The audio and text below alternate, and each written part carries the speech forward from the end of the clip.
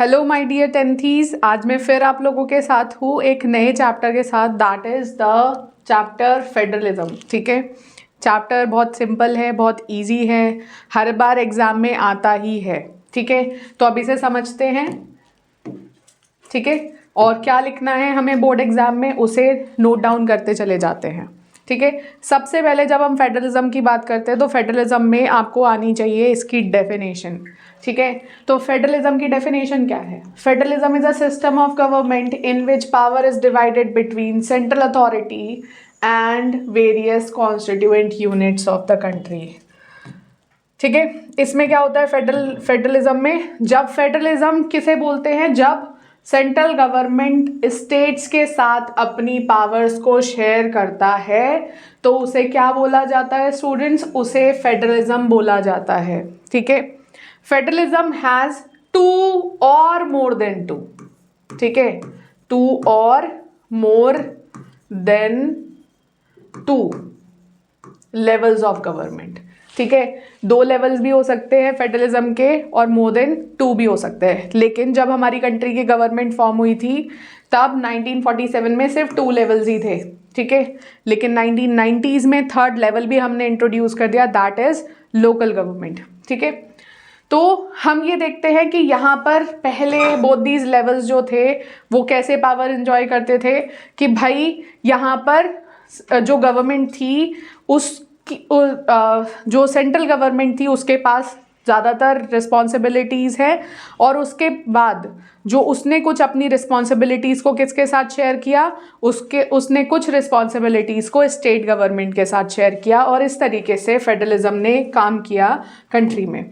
ठीक है, सबसे पहले स्टूडेंट्स क्या आ जाता है, कई बार क्वेश्चन आ जाता है what is federalism and explain the features of federalism. ठीक है, तो यहाँ पर आपको फीचर्स दे रखे हैं, 7 फीचर्स है फेडरलिज्म के। क्या क्या फीचर्स है? देयर आर 2 और more than 2 levels of government. क्या है फर्स्ट फीचर? वही आ जाता है जो हमने अभी ऊपर पढ़ा था, देयर आर 2 और more than 2 levels of the government. ठीक है, सिंपल सा पॉइंट है, आप लिख ही देंगे। हर लेवल में, लेवल और टायर एक ही बात है, different level of government govern the same citizens. ठीक है, लेकिन सबका जुरिस्डिक्शन यानी कि सबका एरिया, इलाका अलग अलग है। जैसे हम लोग रहते हैं एक पर्टिकुलर सिटी में, एग्जाम्पल ले लेते हैं आगरा का। ठीक है, हम लोग मान लीजिए आगरा सिटी में रहते हैं, तो हम लोकल गवर्नमेंट के रूल्स भी मानेंगे, हम स्टेट गवर्नमेंट के रूल्स एंड रेगुलेशंस को भी फॉलो कर रहे हैं, और हम सेंट्रल गवर्नमेंट के रूल्स एंड रेगुलेशंस को भी फॉलो कर रहे हैं। तो यहाँ पे इसी बात को बताया गया है कि क्या है, different tyres of government govern the same citizens, लेकिन हर टायर का यानी कि हर लेवल का जुरिस्डिक्शन अलग अलग है। जैसे लोकल गवर्नमेंट सिर्फ और सिर्फ एक सिटी में या एक पर्टिकुलर रूरल एरिया में ही रूल करेगी, स्टेट गवर्नमेंट का रूल सिर्फ और सिर्फ एक पर्टिकुलर स्टेट में ही रहेगा, और सेंट्रल गवर्नमेंट जो होगी वो पूरी कंट्री पर अपना रूल एस्टेब्लिश करती है। तो जुरिस्डिक्शन सबका अलग अलग है। ठीक है, लेजिस्लेशन, लॉ मेकिंग सबकी अलग अलग है, टैक्सेशन सबका अलग अलग है, और एडमिनिस्ट्रेशन सबका अलग अलग है। ठीक है, इसके बाद ये पॉइंट हो गया हमारा। नेक्स्ट पर मूव करते हैं, the existence and authority of each level of government, each tyre of government is constitutionally guaranteed. Her level की क्या रिस्पॉन्सिबिलिटीज़ हैं, क्या ड्यूटीज़ है, सब कुछ किस में दे रखी हैं? कॉन्स्टिट्यूशन में दे रखी हैं। इसके साथ साथ fundamental provision of constitution can not be unilaterally changed by one level of government. अगर कोई भी फंडामेंटल प्रोविजन चेंज करना चाहे कोई एक गवर्नमेंट तो वो खुद नहीं कर सकती है, उसे दूसरी गवर्नमेंट्स की भी कंसेंट लेनी पड़ती है। ठीक है, ये किसका फीचर है? फेडरलिज्म का। इसकी ही एक ऑपोजिट गवर्नमेंट होती है students, that is unitary government. Unitary government में ये होता है कि अगर सेंट्रल गवर्नमेंट चाहे तो खुद ही सारे डिसीजंस ले सकती है, लेकिन फेडरलिज्म है तो वहाँ पर सारे डिसीजंस एक लेवल ऑफ गवर्नमेंट नहीं ले सकती है, उसे सेंट्रल को स्टेट से भी कंसेंट लेनी पड़ेगी। ठीक है, इसके अलावा Courts have power to interpret constitution and powers of different levels of the government. तो भाई किसके पास ये पावर है कि भाई आपको अगर इंटरप्रिटेशन की रिक्वायरमेंट पड़ जाए तो वो उसे इंटरप्रेट कर पाए? तो कोर्ट्स के पास ये पावर है इंटरप्रेट करने की कि वो कॉन्स्टिट्यूशन को भी इंटरप्रेट कर सकती है और डिफरेंट लेवल्स ऑफ गवर्नमेंट को भी इंटरप्रेट कर सकती है। ठीक है, अब नेक्स्ट जो टॉपिक पॉइंट है उसमें हम क्या पढ़ते हैं? पैसा। भाई हर लेवल ऑफ गवर्नमेंट अगर कुछ वेलफेयर करेगी तो उसके लिए उसे क्या चाहिए? फंड्स की रिक्वायरमेंट होगी। तो फंड्स जो है वो कैसे गेन किए जा सकते हैं? भाई उनका एक अलग अलग अगर हम सोर्स ऑफ अर्निंग या सोर्स ऑफ रेवेन्यू बना दें तो उससे वो लोग अपने हर एक पर्टिकुलर लेवल इंडिपेंडेंट रहेगा और अपने हिसाब से जो भी वो चेंज करना चाहता है, डेवलपमेंट करना चाहता है अपने जुरिस्डिक्शन में, वो कर पाएगा। तो sources of revenue of each level of government are clearly mentioned in the constitution, जो कि एक फाइनेंशियल ऑटोनॉमी भी देता है किसको? हर एक लेवल को। नेक्स्ट है हमारा फेडरल सिस्टम जो है वो ड्यूअल ऑब्जेक्टिव रखता है, चाहे हमारा हो या किसी भी कंट्री का हो। पहला, to safeguard and promote unity of the country, इसीलिए बनाया भी जाता है फेडरल, जिससे कि यूनिटी को प्रमोट किया जा सके। दूसरा, to accommodate regional diversity, regional diversity को भी ये क्या करता है? अकोमोडेट करता है। ठीक है, तो स्टूडेंट्स ये आपके पॉइंट्स हो गए। अगर आते हैं तो आपको थोड़ा बुकिश लैंग्वेज में ही लिखने चाहिए if you want to get full marks. ठीक है, नेक्स्ट है different routes through which federalism can be formed. इसमें बताया है कि भाई फेडरलिज्म आप फॉलो कर सकते हो पर ये 2 टाइप्स का है। Here we will study about 2 types of federalism. एक है आपका कमिंग टुगेदर,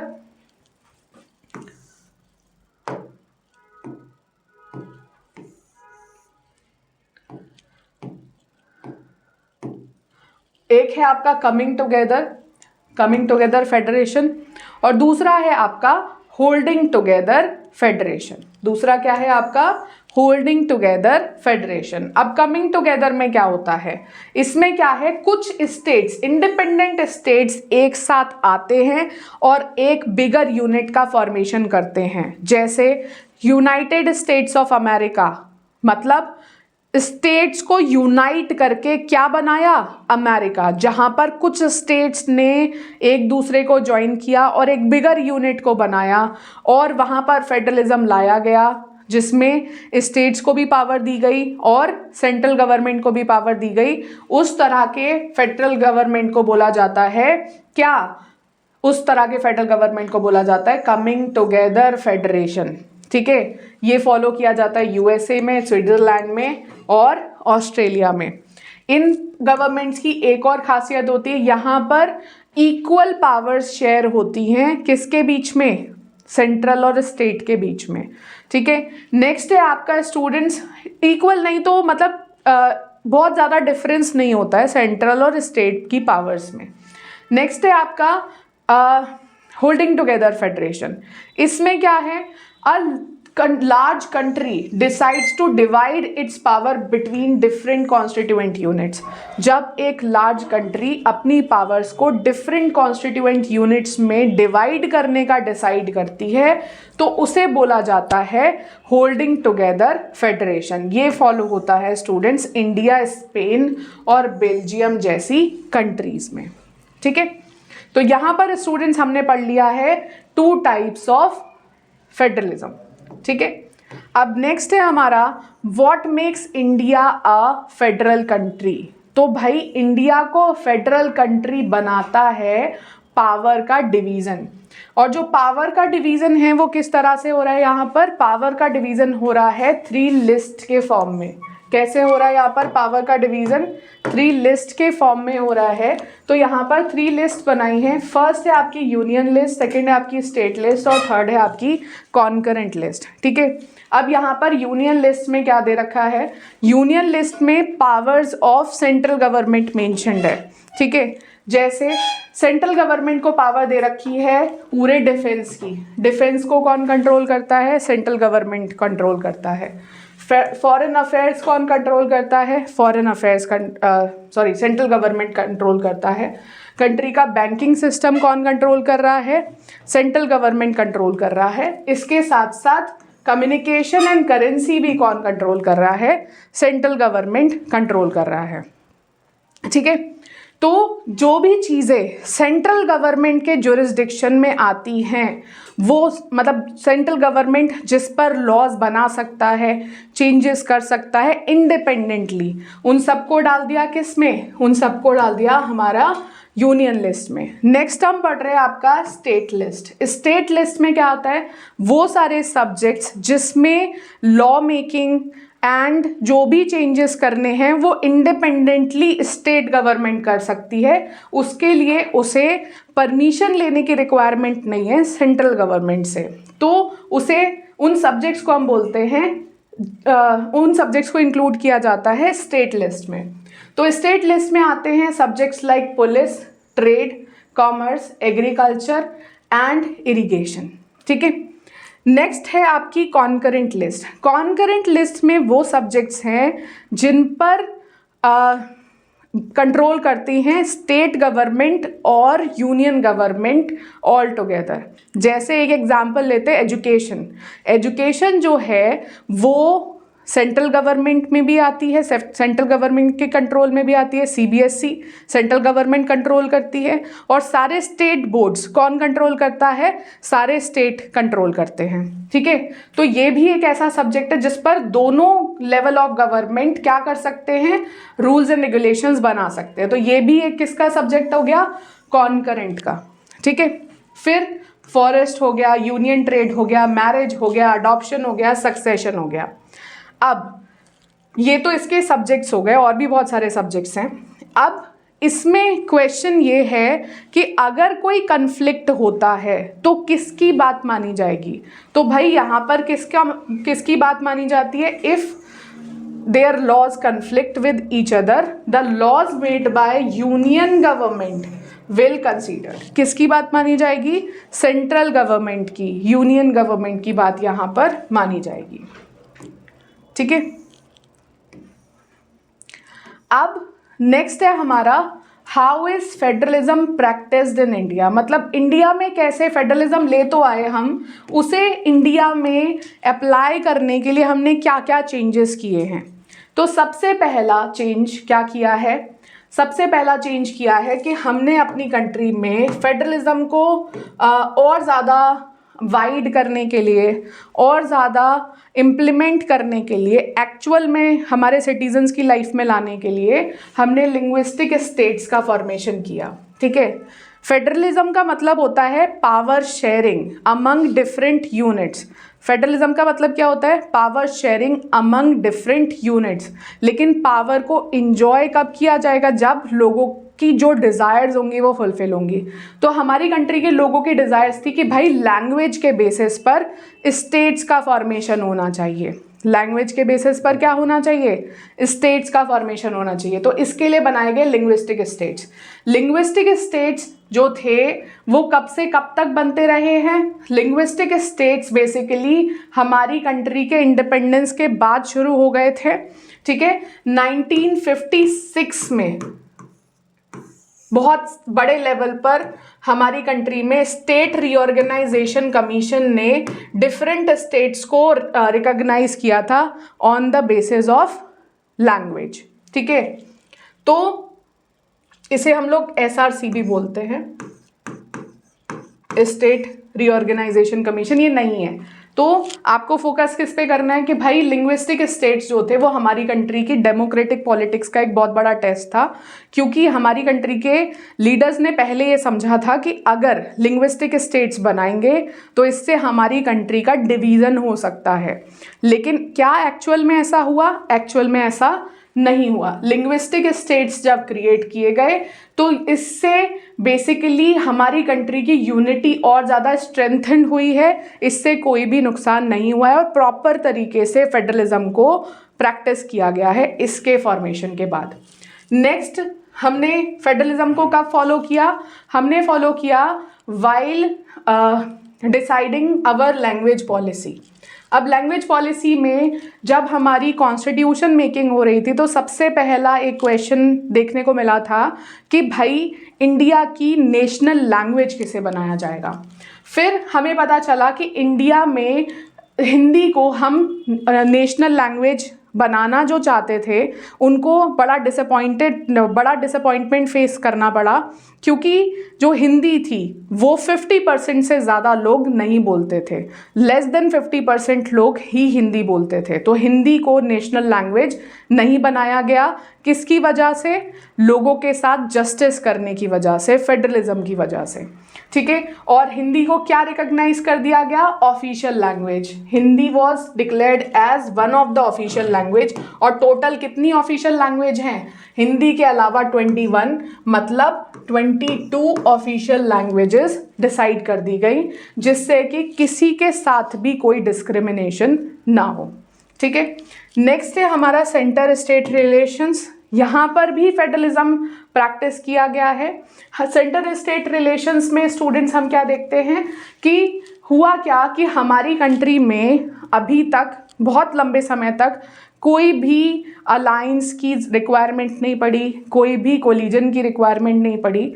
लेकिन एक समय ऐसा आया कि जब गवर्नमेंट में कोई भी पॉलिटिकल पार्टी अपनी मेजॉरिटी नहीं बना पा रही थी, तब शुरुआत हुई कोलिजन की हमारी कंट्री में। अब कोलिजन क्या होता है? ठीक है, कोलिजन होता है alliances of multiple parties to form the government after the election, that is called coalition.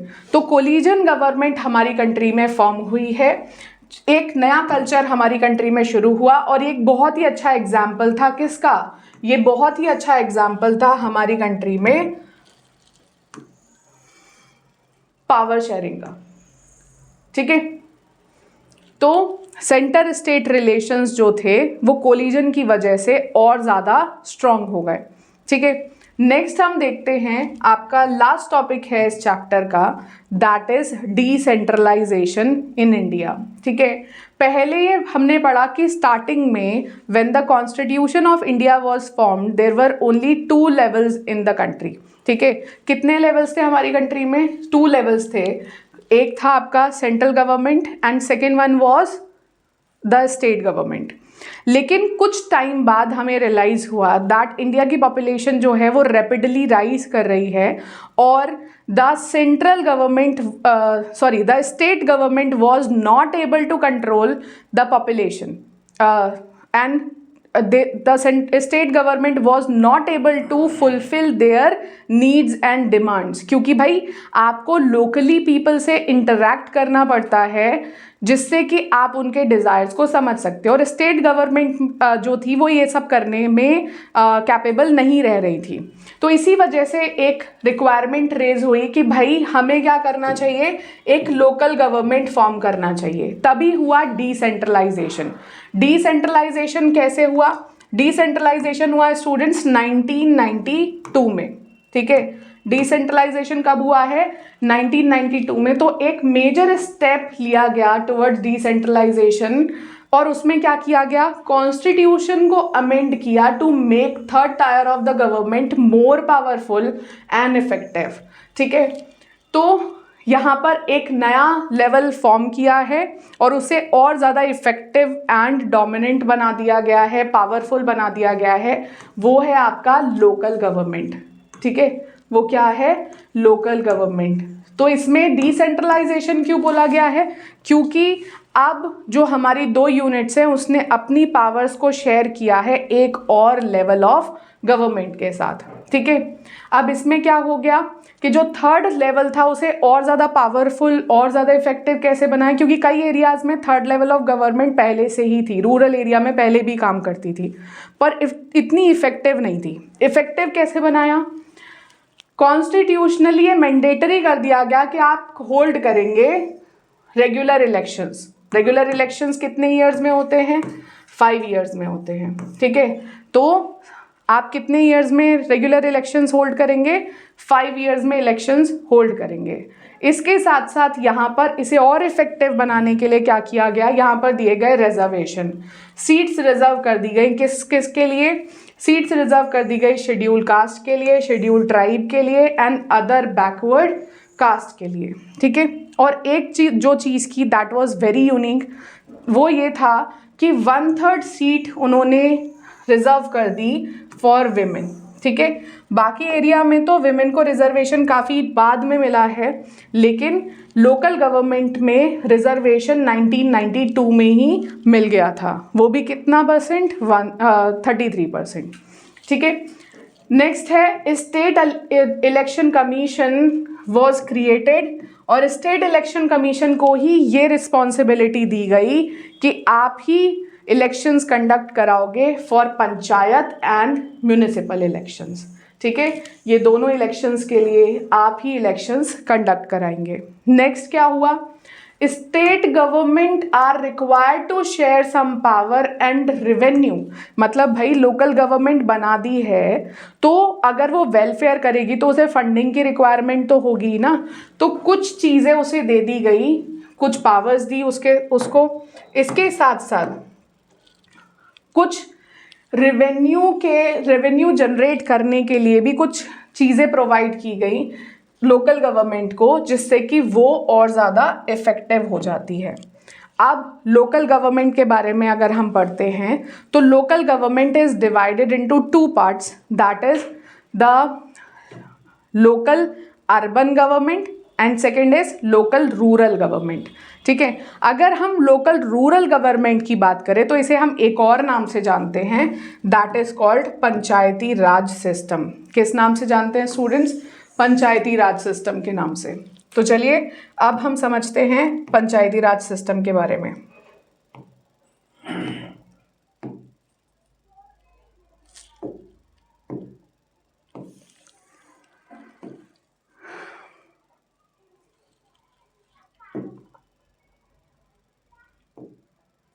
तो स्टूडेंट्स यहाँ पर पंचायती राज सिस्टम को रूरल लोकल गवर्नमेंट भी बोला जाता है। क्या बोला जाता है? रूरल लोकल गवर्नमेंट भी बोला जाता है।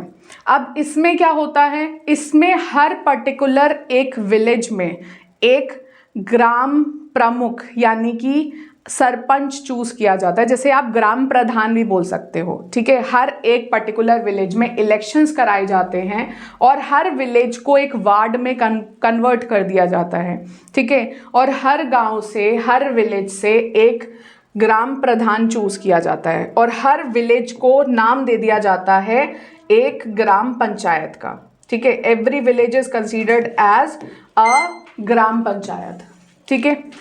अब पंचायत क्या काम करती है? Panchayat works under overall supervision of gram sabha. Panchayat यहाँ पर काम तो करती है, लेकिन किसके सुपरविजन में? ग्राम सभा के सुपरविजन में। नाउ व्हाट इज ग्राम सभा? ग्राम सभा क्या है भाई? All the voters of village are the member of gram sabha, मतलब जितने भी 18+ सिटीजन्स है एक पर्टिकुलर विलेज के, they are the part of gram sabha. वो सब एक साथ मिलकर के कॉन्स्टिट्यूट करते हैं ग्राम सभा। अब ग्राम सभा के साथ क्या होता है? ग्राम सभा को और इनकी मीटिंग को ऑर्गेनाइज किया जाता है साल में 2 बार या फिर 3 बार। इनके सामने अप्रूव कराया जाता है annual budget of a village. दूसरा, इनके यही लोग रिव्यू करते हैं परफॉर्मेंस ऑफ ग्राम पंचायत, ठीक है।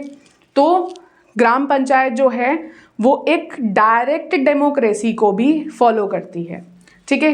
When gram panchayat are group together, कुछ ग्राम पंचायत को अगर हम मिला दें तो इसकी एक बिगर यूनिट बन जाती है, जिसे हम बोल सकते हैं या तो पंचायत समिति या ब्लॉक या मंडल, ठीक है। इसमें कुछ ग्राम पंचायत का एक ग्रुप बना दिया जाता है। एक पर्टिकुलर डिस्ट्रिक्ट में मल्टीपल समिति, ब्लॉक या मंडल होते हैं, ठीक है। तो member of panchayat samiti are the representatives, they are elected by panchayat members in that area. Panchayat samiti के जो रिप्रेजेंटेटिव्स होते हैं उन्हें कौन चूज करता है? उन्हें पंचायत के मेंबर्स ही चूज करते हैं, वो भी जो सारे पंचायत में ग्राम पंचायत उसका पार्ट हैं, ठीक है। नेक्स्ट है भाई, एक तो फर्स्ट यूनिट क्या हो गई, एक हो गई आपकी ग्राम पंचायत।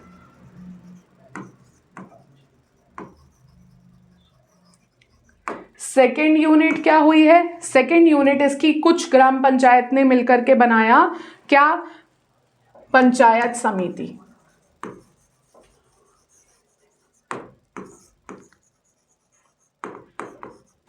ठीक है, और कुछ पंचायत समितिज ने मिलकर के बनाया जिला परिषद।